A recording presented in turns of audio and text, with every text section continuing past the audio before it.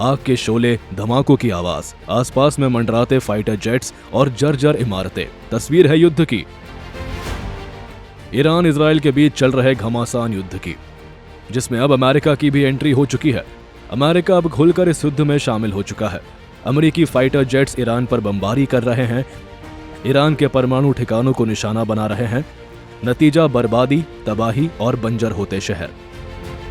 Iran Israel युद्ध में कूदी अमेरिका के राष्ट्रपति ट्रंप की माने तो उनकी वायुसेना ने ईरान के फोर्डो, नंताज, एस्फहान में स्थित 3 न्यूक्लियर साइट को तबाह कर दिया है।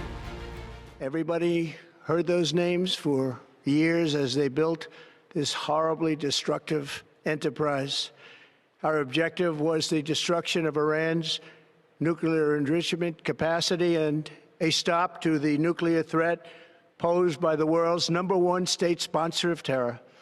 Tonight I can report to the world that the strikes were a spectacular military success. Iran's key nuclear enrichment facilities have been completely and totally obliterated.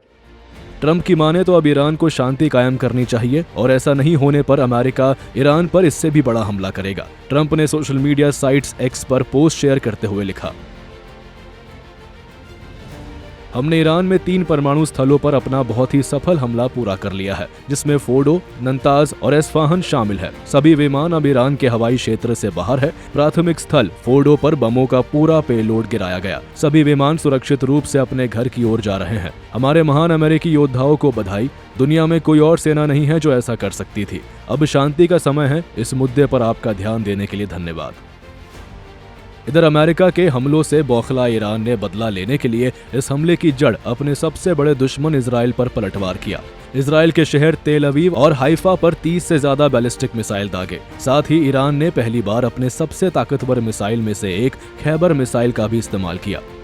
Iran ने पहले drone attack कर Israel के iron डोम system को चकमा दिया और फिर Khyber missile से Israel के शहरों पर बर्बादी की कहानी गढ़ी।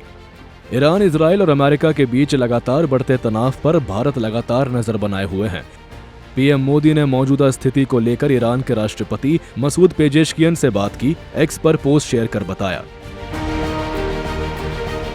हमने मौजूदा स्थिति के बारे में विस्तार से चर्चा की। हाल ही में हुई तनातनी पर गहरी चिंता व्यक्त की। आगे बढ़ने के लिए तत्काल तनाव कम करने, बातचीत और कूटनीति के लिए अपना आह्वान दोहराया और क्षेत्रीय शांति, सुरक्षा और स्थिरता की जल्द बहाली की बात कही। गौरतलब है कि भारत शुरू से ही युद्ध के खिलाफ रहा है। यही वजह है कि ईरान इजराइल के बीच तनाव बढ़ते ही भारत ने तटस्थ रहते हुए दोनों देशों से शांति की अपील की और बातचीत के जरिए मुद्दे को सुलझाने की सलाह है। माननीय प्रधानमंत्री जी निरंतर इस सोच के रहे हैं कि युद्ध मार्ग नहीं है समस्याओं के समाधान का।